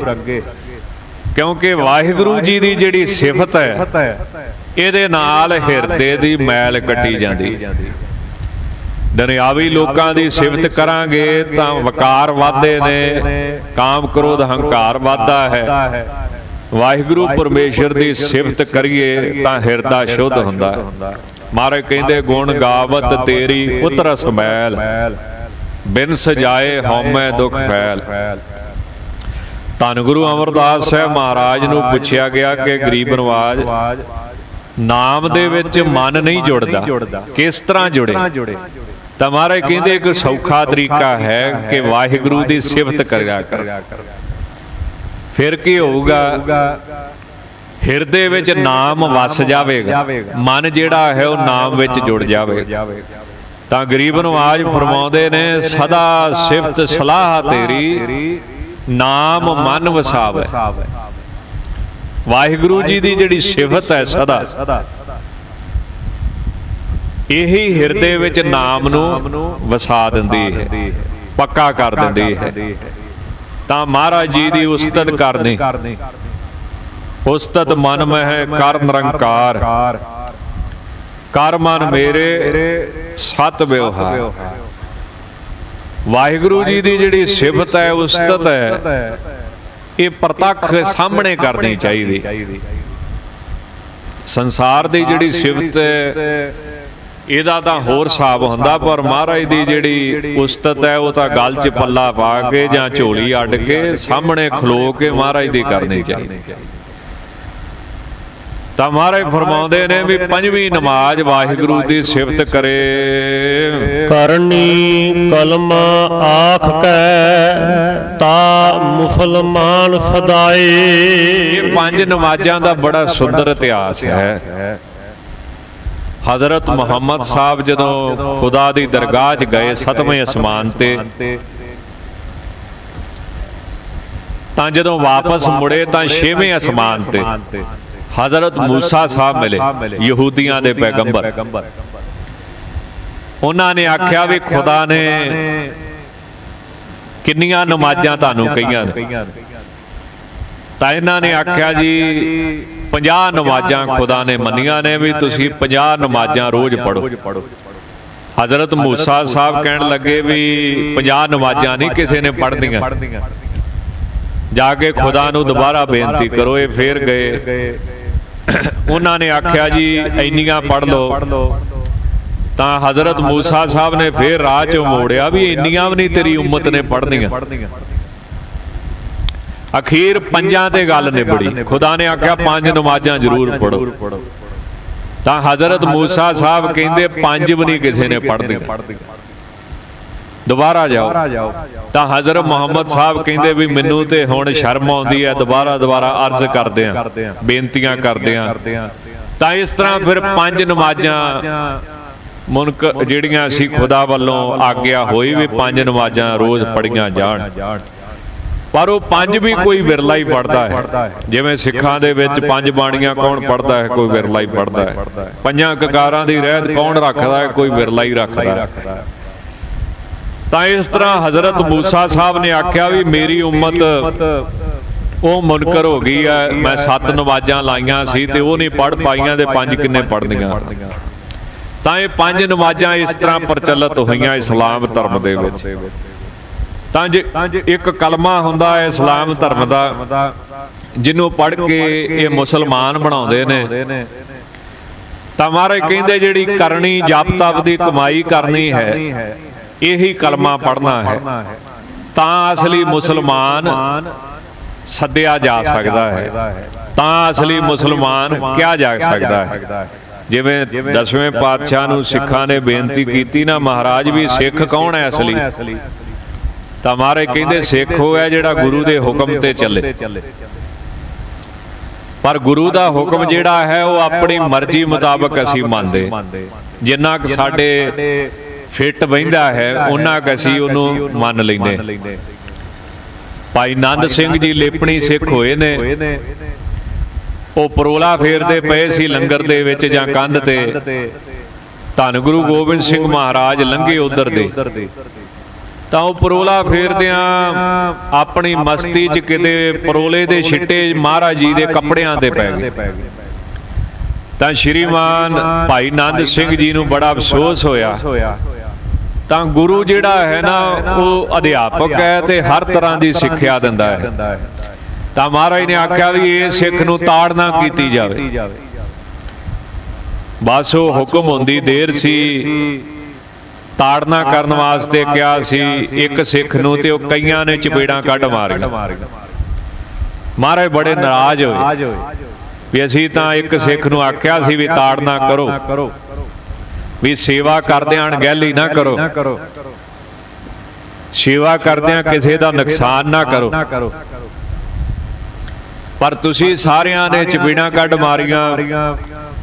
ਤਾਂ ਉਹ ਸਿੱਖ ਕਹਿਣ ਲੱਗੇ ਮਹਾਰਾਜ ਵੀ ਗੁਰੂ ਦਾ ਹੁਕਮ ਸਾਰਿਆਂ ਨੂੰ ਮੰਨਣਾ ਚਾਹੀਦਾ, ਵੱਧ ਤੋਂ ਵੱਧ ਮੰਨਣਾ ਚਾਹੀਦਾ। ਮਹਾਰਾਜ ਨੇ ਆਖਿਆ ਤੇ ਇੱਕ ਨੂੰ ਸੀ, ਤਾਂ ਕਹਿੰਦੇ ਜੀ ਵੱਧ ਤੋਂ ਵੱਧ ਮੰਨਣਾ ਚਾਹੀਦਾ। ਤਾਂ ਮਹਾਰਾਜ ਕਹਿਣ ਲੱਗੇ ਵੀ ਤੁਸੀਂ ਗੁਰੂ ਦਾ ਹੁਕਮ ਮੰਨਦੇ ਹੋ? ਕਹਿੰਦੇ ਜੀ ਅਸੀਂ ਤਾਂ ਮੰਨਦੇ। ਤਾਂ ਕਹਿੰਦੇ ਚੰਗਾ ਫਿਰ ਜਿਹੜੇ ਸਿੱਖ ਦੇ ਚਪੇੜਾਂ ਮਾਰੀਆਂ ਇਹਨੂੰ ਕੋਈ ਆਪਣੀ ਲੜਕੀ ਦਾ ਰਿਸ਼ਤਾ ਕਰਾਓ। ਬਸ ਸਾਰਿਆਂ ਦੀਆਂ ਨੀਵੀਆਂ ਪੈ ਗਈਆਂ। ਹੁਣ ਕਿਸੇ ਦੀ ਹਿੰਮਤ ਨਹੀਂ ਪਈ। ਉੱਥੇ ਇੱਕ ਸਿੱਖ ਸੀ, ਉਹਨੇ ਆਖਿਆ ਮਹਾਰਾਜ ਮੈਂ ਕਰਾਉਣਾ। ਬਾਕੀ ਸਾਰੇ ਸੋਚੀ ਪੈ ਗਏ ਪਤਾ ਨਹੀਂ ਕਿਹੜੀ ਜਾਤ ਦਾ, ਪਤਾ ਨਹੀਂ ਕਿੰਨਾ ਵਿੱਚੋਂ ਹੈ, ਅਸੀਂ ਕਿੱਦਾਂ ਇਹਨੂੰ ਆਪਣੀ ਲੜਕੀ ਦਾ ਰਿਸ਼ਤਾ ਕਰ ਦਈਏ। ਤਾਂ ਮਹਾਰਾਜ 10ਵੇਂ ਪਾਤਸ਼ਾਹ ਬੜੇ ਲੀਲਾ ਪੁਰਸ਼ੋਤਮ ਸੀ, ਉਹਨਾਂ ਨੂੰ ਸਿੱਖਿਆ ਦੇਣ ਦਾ ਬੜਾ ਤਰੀਕਾ ਸੀ। ਤਾਂ ਮਹਾਰਾਜ ਕਹਿੰਦੇ ਇਹ ਤਾਂ ਨਾ ਗੱਲ ਹੋਈ ਵੀ ਜਿਹੜੀ ਗੱਲ ਗੁਰੂ ਦੀ ਤੁਹਾਡੇ ਵਾਸਤੇ ਚੰਗੀ ਉਹ ਮੰਨ ਲਈ, ਤੇ ਜਿਹੜੀ ਤੁਹਾਡੇ ਫਿੱਟ ਨਹੀਂ ਪੈਂਦੀ ਉਹ ਨਾ ਮੰਨੀ। ਇਸੇ ਤਰ੍ਹਾਂ ਕਈ ਸਿੱਖ ਆ ਨਾ, ਇੱਕ ਸਿੱਖ ਮੈਨੂੰ ਕਹਿੰਦਾ ਮੈਂ ਸੁਖਮਨੀ ਸਾਹਿਬ ਰੋਜ਼ ਕਰਦਾ। ਮੈਂ ਕਿਹਾ ਵੀ ਬੜੀ ਵੱਡੀ ਗੱਲ ਹੈ ਤਾਂ ਉਹ ਮੈਨੂੰ ਬਾਅਦ ਚ ਪਤਾ ਲੱਗਾ ਉਹਨੇ ਅੰਮ੍ਰਿਤ ਨਹੀਂ ਸੀ ਛਕਿਆ। ਤਾਂ ਉਹਨੂੰ ਜਦੋਂ ਪੁੱਛਿਆ ਵੀ ਅੰਮ੍ਰਿਤ ਕਿਉਂ ਨਹੀਂ ਛਕਦਾ, ਕਹਿੰਦਾ ਕੋਈ ਨਹੀਂ ਸੁਖਮਨੀ ਸਾਹਿਬ ਤੇ ਰੋਜ਼ ਕਰ ਹੀ ਲਈਦਾ ਹੈ। ਤਾਂ ਇਦਾਂ ਕਈ ਸਿੱਖ ਜਿਹੜੇ ਨੇ ਉਹ ਪਾਠ ਕਰਦੇ ਨੇ ਅੰਮ੍ਰਿਤ ਨਹੀਂ ਛਕਦੇ। ਤੇ ਕਈ ਮੇਰੇ ਵਰਗੇ ਇਦਾਂ ਦੇ ਆ, ਉਹ ਬਾਹਰੋਂ ਏਡੇ ਸੋਹਣੇ ਬਣਦੇ ਆ, ਪੱਗਾਂ ਏਡੀਆਂ ਸੋਹਣੀਆਂ ਬੰਨਦੇ ਆ, ਸਰੀਰ ਉੱਤੇ ਕਕਾਰ ਵੀ ਬੜੇ ਉਹਨਾਂ ਨੇ, ਇੱਕ ਨਿੱਕੀ ਸ੍ਰੀ ਸਾਹਿਬ ਇੱਕ ਵੱਡੀ ਸ੍ਰੀ ਸਾਹਿਬ, ਹੋਰ ਵੀ ਬੜੇ ਸ਼ਸਤਰ ਬਸਤਰ ਪਹਿਨਦੇ ਆ, ਪਰ ਪੜ੍ਹਦੇ ਹੋ ਜਪਜੀ ਸਾਹਿਬ ਵੀ ਨਹੀਂ। ਤਾਂ ਇਹ ਤਾਂ ਉਹ ਗੱਲ ਹੈ ਵੀ ਜਿੰਨਾ ਕੁ ਕਿਸੇ ਦੇ ਧਰਮ ਫਿੱਟ ਬਹਿੰਦਾ ਹੈ ਉਹਨਾਂ ਕੋ ਸਾਰੇ ਮੰਨ ਲੈਂਦੇ। ਤਾਂ ਮਹਾਰਾਜ ਕਹਿੰਦੇ ਵੀ ਅਸਲੀ ਸਿੱਖ ਉਹ ਹੈ ਜਿਹੜਾ ਗੁਰੂ ਦਾ ਹੁਕਮ ਮੰਨੇ। ਇਸੇ ਤਰ੍ਹਾਂ ਮੁਸਲਮਾਨ ਕੌਣ ਹੈ? ਜਿਹਦੇ ਵਿੱਚ ਇੰਨੇ ਸ਼ੁਭ ਗੁਣ ਹੋਣ, ਉਹਨੂੰ ਹੀ ਮੁਸਲਮਾਨ ਮੰਨਣਾ ਚਾਹੀਦਾ ਹੈ।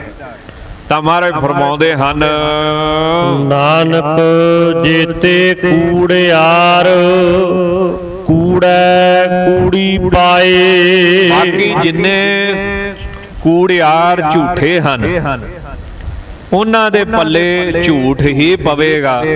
ਬਾਕੀ ਸਭ ਗੱਲਾਂ ਦੇ ਪਖੰਡ ਨੇ, ਝੂਠ ਹੈ, ਤੇ ਝੂਠਿਆਂ ਦੇ ਪੱਲੇ ਝੂਠ ਹੀ ਰਹਿ ਜਾਣਾ ਹੈ। ਪੌੜੀ ਇਕ ਰਤਨ ਪਦਾਰਥ ਵਣਜ ਦੇ, ਇਕ ਕੱਚੈ ਦੇ ਵਾਪਾਰਾ। ਇੱਕ ਗੁਰੂ ਕੇ ਸਿੱਖ ਰਤਨ ਖਰੀਦਦੇ ਗੁਰੂ ਜੀ ਦੇ ਪਾਸੋਂ। ਉਹ ਰਤਨ ਕੀ ਹਨ? ਸੇਵਾ, ਸਿਮਰਨ, ਸਤ, ਸੰਤੋਖ, ਦਇਆ, ਧਰਮ, ਵਿਰਾਗ। ਇਹ ਸ਼ੁਭ ਰਤਨ ਨੇ ਜਿਹੜੇ ਗੁਰੂ ਸਾਹਿਬ ਦੇ ਪਾਸੋਂ ਪ੍ਰਾਪਤ ਹੁੰਦੇ ਨੇ। ਦੂਸਰੇ ਜਿਹੜੇ ਨੇ ਮਨਮੁਖ ਲੋਕ, ਉਹ ਕੱਚੇ ਦੇ ਵਪਾਰੀ, ਉਹ ਕੀ ਮਾਇਆ ਦੇ ਵਪਾਰੀ ਹਨ, ਜਾਂ ਵਕਾਰਾਂ ਦੇ ਵਪਾਰੀ ਨੇ, ਔਗਣਾਂ ਦੇ ਵਪਾਰੀ ਨੇ। ਉਹ ਕੱਚੇ ਧਨ ਦਾ ਵਪਾਰ ਕਰਦੇ ਨੇ, ਜਿਹੜਾ ਪੈਸਾ ਇੱਥੇ ਹੀ ਰਹਿ ਜਾਣਾ ਹੈ। ਦੂਸਰੇ ਬੰਨੇ ਜਿਹੜੇ ਸਿੱਖ ਨੇ, ਉਹ ਵਾਹਿਗੁਰੂ ਜੀ ਦੇ ਨਾਮ ਰੂਪੀ ਰਤਨਾਂ ਦਾ ਜਾਂ ਪ੍ਰੇਮ, ਵਿਰਾਗ ਆਦਿਕ ਰਤਨਾਂ ਨੂੰ ਗੁਰੂ ਸਾਹਿਬ ਦੇ ਪਾਸੋਂ ਖਰੀਦਦੇ ਹਨ, ਪ੍ਰੇਮ ਰੂਪੀ ਪੂੰਜੀ ਦੇ ਕੇ, ਪ੍ਰੇਮ ਰੂਪੀ ਰਾਸ ਦੇ ਕੇ। ਸਤਿਗੁਰ ਤੁਠੈ ਪਾਈਨ, ਅੰਦਰ ਰਤਨ ਭੰਡਾਰਾ। ਵੈਸੇ ਇਹ ਜਿਹੜੇ ਸ਼ੁਭ ਗੁਣ ਨੇ ਹਰੇਕ ਦੇ ਅੰਦਰ ਨੇ। ਸਾਡੇ ਅੰਦਰ ਕਲਯੁਗ ਵੀ ਬੈਠਾ ਹੈ ਤੇ ਸਾਡੇ ਅੰਦਰ ਪ੍ਰਮਾਤਮਾ ਵੀ ਬੈਠਾ ਹੈ। ਜਿਵੇਂ ਇੱਕ ਬੜੇ ਵੱਡੇ ਪ੍ਰਸਿੱਧ ਸੂਫੀ ਸੰਤ ਹੋਏ ਨਾ, ਮੌਲਾਨਾ ਰੂਮੀ ਸਾਹਿਬ, ਉਹ ਕਹਿੰਦੇ ਸਾਡੇ ਅੰਦਰ ਦੋਵੇਂ ਚੀਜ਼ਾਂ ਹੀ ਨੇ। ਇਹ ਤੁਸੀਂ ਦੇਖੋ ਵੀ ਤੁਸੀਂ ਖੁਰਾਕ ਪਾ ਕੇ ਤਗੜਾ ਕਿਹਨੂੰ ਕਰਦੇ ਹੋ? ਸ਼ੈਤਾਨ ਨੂੰ ਤਗੜਾ ਕਰਦੇ ਹੋ ਕਿ ਰੱਬ ਨੂੰ ਤਗੜਾ ਕਰਦੇ ਹੋ? ਹੁਣ ਜਿਹੜਾ ਭਲਵਾਨ ਹੈ, ਜੇ ਉਹਦੀ ਖੁਰਾਕ ਬੰਦ ਕਰਦੀ ਹੈ, ਉਹਨੇ ਕੀ ਲੜਨਾ? ਤਾਂ ਜਿਹੜਾ ਸਾਡਾ ਮਨ ਆ ਨਾ, ਇਹਦੀ ਜੇ ਅਸੀਂ ਖੁਰਾਕ ਬੰਦ ਕਰਦੀ, ਅੱਖਾਂ ਨਾਲ ਮਾੜਾ ਵੇਖਣਾ ਛੱਡ ਦਈਏ, ਕੰਨਾਂ ਨਾਲ ਮਾੜਾ ਸੁਣਨਾ ਛੱਡ ਦਈਏ, ਮਨ ਦੇ ਨਾਲ ਮਾੜਾ ਸੋਚਣਾ ਛੱਡ ਦਈਏ, ਤਾਂ ਜਦੋਂ ਇਹ ਮਾੜੇ ਮਨ ਦੀ ਖੁਰਾਕ ਬੰਦ ਹੋ ਗਈ ਤੇ ਇਹਨੇ ਆਪੇ ਕਮਜ਼ੋਰ ਹੋ ਕੇ ਢਹਿ ਜਾਣਾ ਹੈ।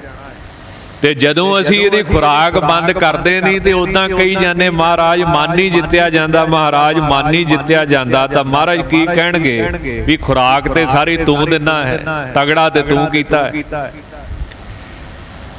ਤਾਂ ਜਿੰਨੇ ਵੀ ਆਪਣੇ ਮਨ ਨੂੰ ਜਿੱਤਣਾ, ਉਹਨੂੰ ਆਪਣੇ ਮਨ ਦੀ ਖੁਰਾਕ ਬੰਦ ਕਰਨੀ ਪੈਣੀ, ਜਿਹੜੀ ਮਾੜੇ ਪਾਸੇ ਪ੍ਰਾਪਤ ਹੁੰਦੀ, ਉਹਨੂੰ ਚੰਗੇ ਪਾਸੇ ਲਾਉਣਾ ਪੈਂਦਾ ਹੈ। ਤਾਂ ਕਹਿੰਦੇ ਦੋਵੇਂ ਪਾਖੀ ਬੰਦੇ ਦੇ ਅੰਦਰ ਨੇ, ਇਹਨੇ ਕਿਹੜਾ ਤਗੜਾ ਕਰਨਾ, ਪਸ਼ੂ ਵਾਲਾ ਕਿ ਬੰਦੇ ਵਾਲਾ? ਤਾਂ ਗੁਰੂ ਸਾਹਿਬ ਕਹਿੰਦੇ ਵੀ ਸਾਡੇ ਹਿਰਦੇ ਵਿੱਚ ਸ਼ੁਭ ਗੁਣ ਹੈਗੇ ਨੇ, ਹਰੇਕ ਦੇ ਅੰਦਰ ਨੇ, ਪਰ ਜਿੰਨਾ ਚਿਰ ਗੁਰੂ ਸਾਹਿਬ ਦੀ ਕਿਰਪਾ ਨਹੀਂ ਹੁੰਦੀ, ਉਹ ਸਾਡੇ ਹਿਰਦੇ ਦੇ ਅੰਦਰੋਂ ਪ੍ਰਗਟ ਨਹੀਂ ਹੁੰਦੇ।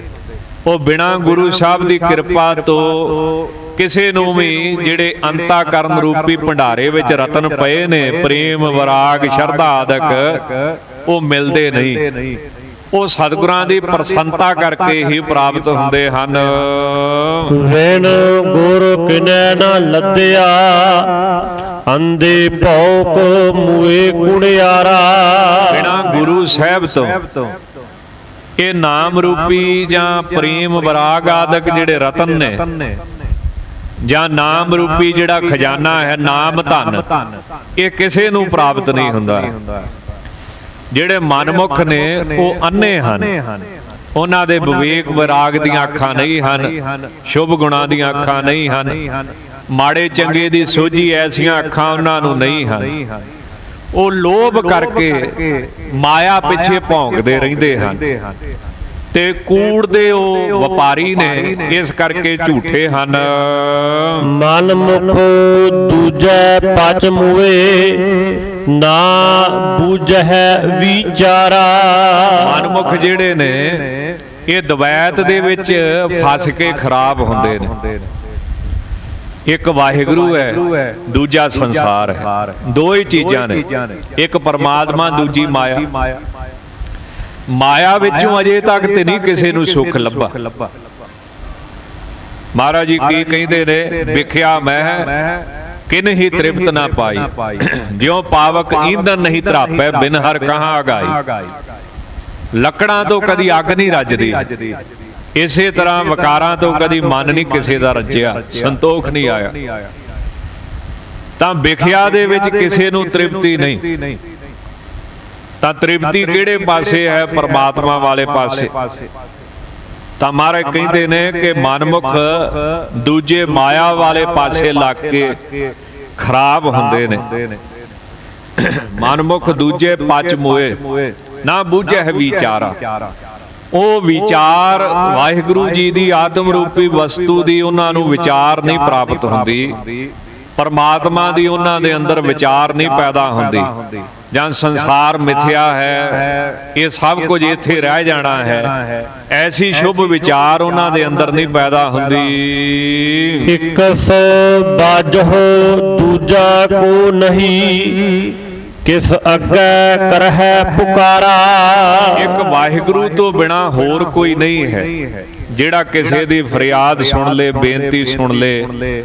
ਉਹ ਕਿਹਦੇ ਅੱਗੇ ਪੁਕਾਰ ਕਰਨਗੇ? ਇਕ ਨਿਰਧਨ ਸਦਾ ਭੌਂਕਦੇ, ਇਕ ਨਾ ਭਰੇ ਤੁਜਾਰਾ। ਇੱਕ ਜਿਹੜੇ ਮਾਇਆ ਦੇ ਪਿੱਛੇ ਲੱਗਣ ਵਾਲੇ ਮਨਮੁਖ ਲੋਕ ਹਨ, ਉਹ ਨਾਮ ਰੂਪੀ ਧਨ ਤੋਂ ਬਿਨਾ ਕੰਗਾਲ ਨੇ, ਨਿਰਧਨ ਨੇ। ਰੱਬ ਦੀ ਦਰਗਾਹ ਦੇ ਵਿੱਚ ਉਹ ਕੰਗਾਲਾਂ ਵਾਲਾ ਉਹਨਾਂ ਦਾ ਹਾਲਾਤ ਹੈ। ਜਿਵੇਂ ਔਰੰਗਜ਼ੇਬ ਨੂੰ ਸੁਪਨਾ ਆਇਆ ਸੀ ਨਾ ਰਾਤ ਨੂੰ ਕਿ ਉਹ ਪਾਥੀਆਂ ਚੁਗਦਾ ਫਿਰਦਾ ਹੈ, ਤੇ ਜਿਹੜਾ ਉਹਨੇ ਆਪਣਾ ਭਰਾ ਕਤਲ ਕੀਤਾ, ਗੁਰੂ ਹਰਿਰਾਏ ਸਾਹਿਬ ਦਾ ਸਿੱਖ, ਮੇਰੇ ਖਿਆਲ ਨਾਲ ਦਾਰਾ ਸ਼ਿਕੋ, ਉਹ ਸਿੰਘਾਸਣ ਉੱਤੇ ਬੈਠਾ ਹੈ ਸੱਚਖੰਡ ਅੰਦਰ, ਤੇ ਉਹਦਾ ਸੂਰਜਾਂ ਵਰਗਾ ਚਾਨਣ ਹੈ, ਪ੍ਰਕਾਸ਼ ਹੈ। ਤੇ ਇਹ ਗਲੀਆਂ ਦੇ ਕੱਖ ਚੁਗਦਾ ਫਿਰਦਾ ਜਿਹੜਾ ਔਰੰਗਜ਼ੇਬ ਸੀ, ਉਹਨੂੰ ਸੁਪਨੇ ਵਿੱਚ ਮਹਾਰਾਜ ਨੇ ਵਿਖਾਇਆ ਉਹਨੂੰ ਸਾਰਾ ਕੁਝ, ਪਰ ਉਹਨੂੰ ਯਕੀਨ ਨਹੀਂ ਨਾ ਆਉਂਦਾ, ਮਨ ਮੰਨਣ ਨੂੰ ਤਿਆਰ ਨਹੀਂ ਹੁੰਦਾ, ਭਾਵੇਂ ਕਿ ਸਭ ਕੁਝ ਅਸੀਂ ਆਪਣੀਆਂ ਅੱਖਾਂ ਨਾਲ ਦੇਖਦੇ। ਤਾਂ ਜਿਹੜੇ ਨਾਮ ਰੂਪੀ ਧਨ ਤੋਂ ਸਖਣੇ ਨੇ, ਹੀਣੇ ਨੇ, ਉਹ ਰੱਬ ਦੀ ਦਰਗਾਹ ਦੇ ਬੜੇ ਵੱਡੇ ਕੰਗਾਲ ਨੇ। ਰੱਬ ਦੀ ਦਰਗਾਹ ਦੇ ਵਿੱਚ ਉਹਨਾਂ ਦੇ ਪੱਲੇ ਕੁਝ ਵੀ ਨਹੀਂ। ਤਾਂ ਇਸ ਕਰਕੇ ਮਹਾਰਾਜ ਸੱਚੇ ਪਾਤਸ਼ਾਹ ਇਸ ਗੱਲ ਉੱਤੇ ਜ਼ੋਰ ਦਿੰਦੇ ਨੇ ਕਿ ਨਾਮ ਦੀ ਜਿਹੜੀ ਕਮਾਈ ਹੈ ਉਹ ਕਰਨੀ ਚਾਹੀਦੀ ਹੈ, ਜਿੰਨੀ ਵੀ ਵੱਧ ਤੋਂ ਵੱਧ ਕਿਸੇ ਤੋਂ ਹੋ ਸਕੇ। ਤਾਂ ਇਹਨਾਂ ਦੋਹਾਂ ਅਗਲੇ ਸ਼ਬਦ ਦੇ ਵਿੱਚ ਵੀ ਮਹਾਰਾਜ ਸੱਚੇ ਪਾਤਸ਼ਾਹ ਇਸਲਾਮ ਧਰਮ ਦਾ ਉਪਦੇਸ਼ ਹੀ ਦਿੰਦੇ ਹਨ। ਇੱਕ ਗੁਰੂ ਕੇ ਸਿੱਖ ਹਨ, ਇੱਕ ਨਾ ਭਰੇ ਤੁਜ਼ਾਰਾ। ਉਹਨਾਂ ਨੇ ਨਾਮ ਦੀ ਐਸੀ ਕਮਾਈ ਕੀਤੀ ਕਿ ਹਿਰਦੇ ਰੂਪੀ ਜਿਹੜੇ ਤੁਜ਼ਾਰੇ ਨੇ, ਖਜ਼ਾਨੇ ਨੇ, ਉਹ ਨਾਮ ਦੇ ਨਾਲ ਉਹਨਾਂ ਨੇ ਭਰ ਲਏ ਹਨ। ਵੇਣ ਨਾਵੈ ਹੋਰ ਧਨ ਨਾਹੀ, ਹੋਰ ਵਿਖਿਆ ਸਭ ਛਾਰਾ। ਨਾਮ ਤੋਂ ਕੋਈ ਵੀ ਸੱਚਾ ਧਨ ਨਹੀਂ ਹੈ ਜਿਹੜਾ ਇਸ ਬੰਦੇ ਦੇ ਨਾਲ ਨਿਭੇ। ਵਾਹਿਗੁਰੂ ਦੇ ਨਾਮ ਤੋਂ ਬਿਨਾਂ ਅੱਗੇ ਦਰਗਾਹ ਦੇ ਵਿੱਚ ਕੁਝ ਨਹੀਂ ਜਾਣਾ। ਤਾਂ ਮਹਾਰਾਜ ਫਰਮਾਉਂਦੇ ਨੇ, ਇਸ ਕਰਕੇ ਧਾਰਮਿਕ ਗ੍ਰੰਥਾਂ ਵਿੱਚ ਨਾਮ ਨੂੰ ਮਹਾਰਾਜ ਕਿਹਾ ਹੈ। ਆਪਾਂ ਕਹਿੰਦੇ ਨਾ ਨਾਮ ਜਪ, ਉਹ ਇਦਾਂ ਨਹੀਂ ਕਹਿੰਦੇ, ਉਹ ਕਹਿੰਦੇ ਨਾਮ ਮਹਾਰਾਜ ਜਪਿਆ ਕਰ। ਨਾਮ ਮਹਾਰਾਜ ਜਪਦਾ ਹੁੰਦਾ, ਨਾਮ ਨੂੰ ਹੀ ਰੱਬ ਕਿਹਾ ਗਿਆ, ਨਾਮ ਨੂੰ ਮਹਾਰਾਜ ਕਹਿੰਦੇ ਨੇ। ਤਾਂ ਨਾਮ ਰੂਪੀ ਮਹਾਰਾਜ ਤੋਂ ਬਿਨਾਂ ਹੋਰ ਕੋਈ ਵੀ ਕਾਇਮ ਰਹਿਣ ਵਾਲਾ ਧਨ ਨਹੀਂ ਹੈ। ਬਾਕੀ ਸਭ ਸਵਾਹ ਦੀ ਨਿਆਈ ਹਨ, ਜਿਹੜਾ ਸਭ ਕੁਝ ਖਤਮ ਹੋ ਜਾਣਾ ਹੈ, ਇੱਥੇ ਹੀ ਛੱਡ ਜਾਣਾ। ਜਾਂ ਸ਼ਾਰ ਸਵਾਹ ਦੀ ਨਿਆਈ ਨਿਕੰਮੇ ਹਨ, ਜਿਨ੍ਹਾਂ ਵਿੱਚੋਂ ਨਿਕਲਣਾ ਕੁਝ ਨਹੀਂ। ਵਿਖੇ ਬਨ ਫੀਕਾ ਤਿਆਗ ਰੀ ਸਕੀਏ, ਨਾਮ ਮਹਾਰਸ ਪੀਓ। ਨਾਨਕ ਆਪ ਕਰਾਏ ਕਰੇ ਆਪ, ਹੁਕਮ ਸਵਾਰਨ ਹਾਰਾ। ਸੱਚੇ ਪਾਤਸ਼ਾਹ ਕਹਿੰਦੇ ਨੇ ਕਿ ਉਸ ਵਾਹਿਗੁਰੂ ਅੱਗੇ ਬੇਨਤੀ ਕਰਨੀ ਚਾਹੀਦੀ। ਸਾਡੇ ਕਰਮ ਐਸੇ ਮਾੜੇ ਨੇ ਕਿ ਅਸੀਂ ਨਾਮ ਵਾਲੇ ਪਾਸੇ ਨਹੀਂ ਲੱਗ ਸਕਦੇ, ਪਰ ਜੇ ਵਾਹਿਗੁਰੂ ਜੀ ਅੱਗੇ ਅਰਦਾਸਾਂ ਕਰੀਏ, ਬੇਨਤੀਆਂ ਕਰੀਏ, ਤਾਂ ਉਹ ਵਾਹਿਗੁਰੂ ਆਪ ਕਰਾ ਸਕਦਾ ਹੈ, ਆਪ ਹੀ ਉਹ ਕਰਨ ਵਾਲਾ ਹੈ। ਤੇ ਆਪਣੇ ਹੁਕਮ ਦੇ ਵਿੱਚ ਉਹ ਸਾਡਾ ਜਿਹੜਾ ਜੀਵਨ ਹੈ ਉਹ ਸਵਾਰ ਸਕਦਾ ਹੈ। ਜੇ ਵਾਹਿਗੁਰੂ ਜੀ ਅੱਗੇ ਬੇਨਤੀ ਕਰੀਏ ਤਾਂ ਮਹਾਰਾਜ ਸਾਡਾ ਜੀਵਨ ਬਦਲ ਸਕਦੇ ਹਨ। ਇਹ ਪਾਵਨ ਪਵਿੱਤਰ ਵਿਚਾਰ ਹੋਈਆਂ ਭੁੱਲਾਂ ਚੁੱਕਾਂ ਦੀ ਖਿਮਾ ਜੀ। ਅੱਗੇ ਵਾਸਤੇ ਸਾਰੀ ਸੰਗਤ ਨੇ ਸੁਮਤ ਬਖਸ਼ਣੀ ਜੀ। ਕੱਲ ਨੂੰ 7 ਤਰੀਕ ਨੂੰ ਦਮਦਮੀ ਟਕਸਾਲ ਦਾ ਸਥਾਪਨਾ ਦਿਵਸ ਮਨਾਇਆ ਜਾਵੇ। ਜਾਵੇਗਾ। ਸੋ ਤਕਰੀਬਨ 9:30 ਭੋਗ ਪੈਣਗੇ ਦਮਦਮਾ ਸਾਹਿਬ ਮਹਾਰਾਜ ਜੀ ਦੇ ਪਾਵਨ ਪਵਿੱਤਰ ਸਥਾਨ ਤੇ। ਉਪਰੰਤ ਦੀਵਾਨ ਤਖਤ ਸਾਹਿਬ ਦੇ ਅੰਦਰ ਹੀ ਸੱਜਣਗੇ, ਜਿਨ੍ਹਾਂ ਵਿੱਚ ਸਾਡੇ ਸਤਿਕਾਰਯੋਗ ਜਥੇਦਾਰ ਸਾਹਿਬ ਸਿੰਘ ਸਾਹਿਬ ਗਿਆਨੀ ਹਰਪ੍ਰੀਤ ਸਿੰਘ ਜੀ, ਉਹਨਾਂ ਨੇ ਹਾਜ਼ਰੀ ਭਰਨੀ ਹੈ। ਹੋਰ ਵੀ ਸੰਤਾਂ ਮਹਾਂਪੁਰਸ਼ਾਂ ਵਿਦਵਾਨਾਂ ਨੇ ਹਾਜ਼ਰੀ ਭਰਨੀ ਹੈ। ਇਸੇ ਤਰ੍ਹਾਂ ਦਮਦਮੀ ਟਕਸਾਲ ਦੇ ਮੁਖੀ ਸ਼੍ਰੀਮਾਨ ਸੰਤ ਗਿਆਨੀ ਹਰਨਾਮ ਸਿੰਘ ਜੀ ਖਾਲਸਾ ਜੀ ਨੇ ਵੀ ਹਾਜ਼ਰ ਹੋ ਕੇ ਵਿਸ਼ੇਸ਼ ਕਰਕੇ ਹਾਜ਼ਰੀ ਭਰਨੀ ਹੈ। ਸੋ ਆਪ ਸਾਰੀਆਂ ਸੰਗਤਾਂ ਨੇ ਦਰਸ਼ਨ ਦੇਣ ਦੀ ਕਿਰਪਾਲਤਾ ਕਰਨੀ ਜੀ। ਆਓ ਹੁਣ ਕਥਾ ਵਿਚਾਰ ਦੀ ਸਮਾਪਤੀ ਕਰੀਏ। ਲੇਖਾ ਕਤੇ ਨਾ ਛੂਟੀਐ, ਖਿਨ ਖਿਨ ਭੂਲਣ ਹਾਰ, ਬਖਸ਼ਣ ਹਾਰ ਬਖਸ਼ ਲੈ, ਨਾਨਕ ਪਾਰ ਉਤਾਰ। ਵਿਣ ਨਾਵੈ ਹੋਰ ਧਨ ਨਾਹੀ, ਹੋਰ ਵਿਖਿਆ ਸਭ ਛਾਰਾ, ਨਾਨਕ ਆਪ ਕਰਾਏ ਕਰੇ ਆਪ, ਹੁਕਮ ਸਵਾਰਨ ਹਾਰਾ। ਵਾਹਿਗੁਰੂ ਜੀ ਕਾ ਖਾਲਸਾ, ਵਾਹਿਗੁਰੂ ਜੀ ਕੀ ਫਤਿਹ।